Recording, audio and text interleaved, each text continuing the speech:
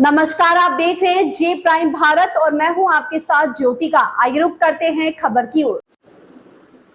Doctor Pallavi Patel और प्रकाश अंबेडकर ने हजरतगंज चौराहे स्थित अंबेडकर प्रतिमा पर पहुंचकर माल्यार्पण किया। 14 अप्रैल अंबेडकर जयंती के दिन एक कार्यक्रम का आयोजन किया गया। उसी कार्यक्रम में शामिल होने में आया हूं प्रकाश अंबेडकर। जिस तरह से डॉक्टर भीमराव अंबेडकर जी के छवि को धूमिल किया जा रहा है, आने वाले समय में उनकी छवि और बेहतर होगी। प्रकाश सऊद अली की रिपोर्ट। देखिए, सुप्रीम कोर्ट का एक डिसीजन है, 3 डिसीजन से मैं मान के चलता हूँ कि जहाँ पर उन्होंने कहा कि मैनेजमेंट में आप दखल अंदाजी नहीं कर सकते हो, और यहाँ जो है वो सरकार ने दखल अंदाजी कर चुके हैं। इसलिए मेरे ख्याल से सुप्रीम कोर्ट में ये जब मामला जाएगा तब मैं समझता हूँ कि इसको स्टे ऑर्डर सुप्रीम कोर्ट देगी, ऐसा लगता है मुझे। अगर केंद्र सरकार ने संशोधन करा उस पर आपकी क्या टिप्पणी रहेगी? देखिए, संशोधन करने का अधिकार जो है वो पार्लियामेंट को नहीं है। आपको संशोधन करने का अधिकार उसी क्षेत्र में है कि जो संविधान के साथ टकराता है उसमें ही आपको संशोधन करने का अधिकार है। जब सुप्रीम कोर्ट ने तमाम मंदिरों के बारे में ये कहा है या किसी धर्म के बारे में ये कहा है कि उसका मैनेजमेंट जो है वही धर्म के लोग करेंगे, ये 3 जजमेंट लगातार सुप्रीम कोर्ट ने दिया हुआ है, तो मैं ये मान के चलता हूँ कि वक्फ भी प्रॉपर्टी है कि जो मुसलमानों ने दान में दे दी है, मुसलमानों के हित के लिए दे दी है, और इसलिए उसमें बदलाव करना पार्लियामेंट का अधिकार है, ऐसा मैं नहीं मानता।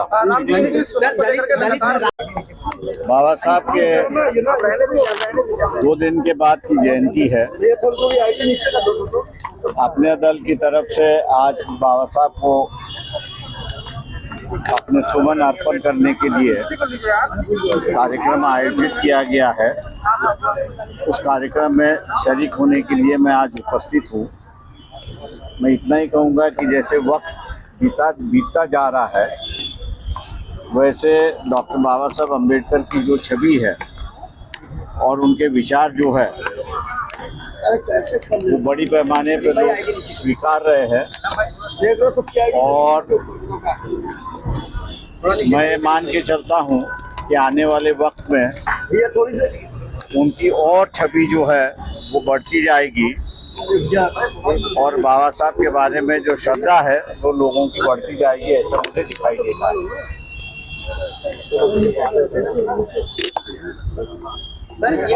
तमाम पार्टियां जो है वो कह रही है कि संविधान खतरे में है, आपको क्या लगता है? देखिए, मैं ये कहूँगा कि तमाम पार्टियां की बात सही है। 1940 से 1950 अगर इसका इतिहास अगर हम लोग देखें, उसमें विरोध उस वक्त जब संविधान रचाया जा रहा था तो 2 ही विचारधारा थी कि जिसको विरोध कर रहे थे। एक जो है आरएसएस संगठन जो है वो विरोध कर रही थी, और हिंदू महासभा जो है वो हिंदू महासभा उसको विरोध कर रही थी। जब संविधान स्वीकार आ गया तो उसका काला दिन मनाने का जो काम है इस देश में, जो 15 अगस्त काला दिन मनाते हैं, ये आरएसएस की देन है। और 14 अगस्त जो पाकिस्तान का आज़ादी का दिन है, उस पे जो है वो आरएसएस ने जोर शोर से देश भर में मनाया था, ऐसी एक परिस्थिति है। और उस वक्त उन्होंने शपथ ली थी कि जब कभी हमारी सत्ता आएगी तो ये संविधान को हम लोग बदल देंगे और अपनी विचारधारा का जो संविधान है वो ले आएंगे, ऐसी एक परिस्थिति है।